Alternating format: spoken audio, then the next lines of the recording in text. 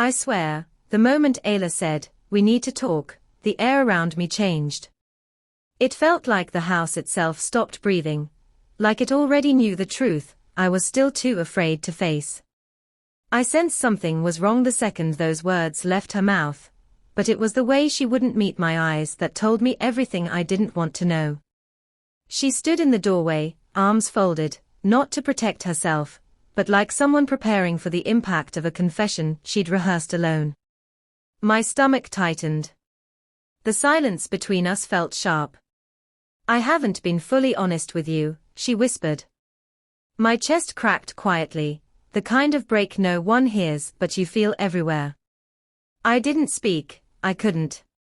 I just watched Ayla twist her wedding ring, that little habit she had whenever she was lying or deciding which version of the truth would hurt less. "It wasn't an affair," she added quickly. "It wasn't like that.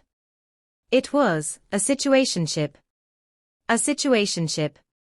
She said it like that word magically softened the betrayal, like giving it a trendier label made it less of a wound. A bitter laugh slipped out of me. "So you cheated, but rebranded it." "I didn't cheat," she insisted. "It wasn't physical." But her voice trembled. "And sometimes emotional cheating cuts deeper, because it's done with the heart, not the hands." I didn't ask for details. My heart already knew. Looking back, the unraveling had begun long before this moment. Late night work calls, her phone always face down, the sudden attention to her appearance, the new perfume, the way she smiled at her screen like it showed her a world where I no longer existed. The space she made between us in bed, first inches, then miles. Love doesn't explode. It evaporates, quietly. I asked her one question. "Do you love him?" Ayla froze. She didn't deny it. She didn't say no. She just repeated the same hollow line, "It wasn't like that." And that was the moment I finally knew I'd been holding on to something she'd already let slip away. I didn't want revenge. I wanted understanding.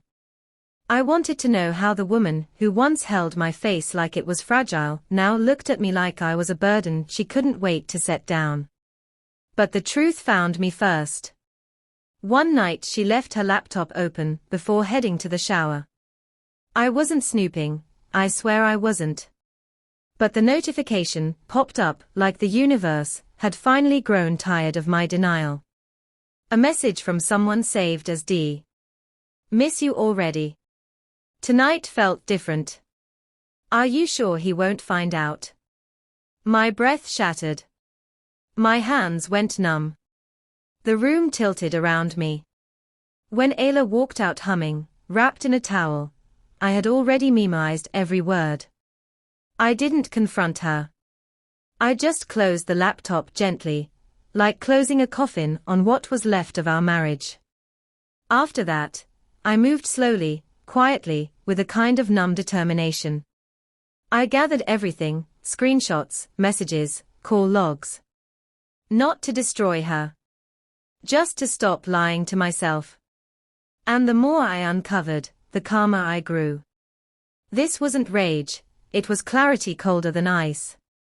When she finally confessed her softened version of the truth, she actually believed she still controlled the narrative. She had no idea what was coming. "Can we talk?" I asked one evening. Her shoulders relaxed. She thought this was forgiveness. She followed me to the bedroom.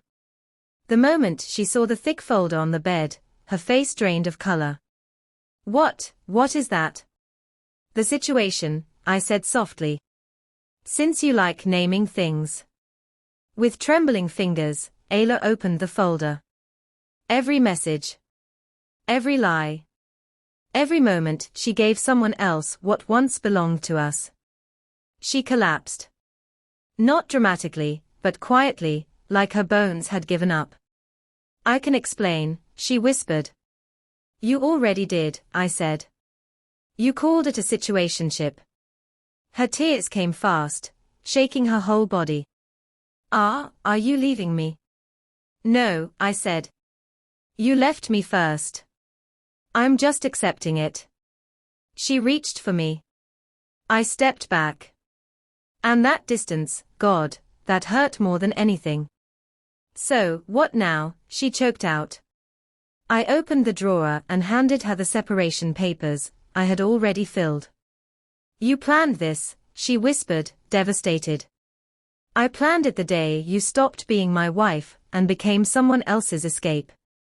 She shook her head violently. Please, I can fix this. You can't fix something you never meant to keep. I didn't yell. I didn't expose her. I didn't throw her mistakes into the world. I just packed a small suitcase while she watched me with hollow, shattered eyes. When I walked past her toward the door, she whispered my name like it was a prayer. I didn't turn back. I wanted to, God, I wanted to, but I didn't. Because once love dies, going back is just walking into a grave. Outside, the air tasted different. Not like freedom. Something sadder. Something honest. That's when I realized. A situationship is temporary. Real love isn't. And Ayla chose temporary. Losing her wasn't the tragedy. Loving her long after she'd already let go, that was. And walking away was the first real thing I'd done in a very long time.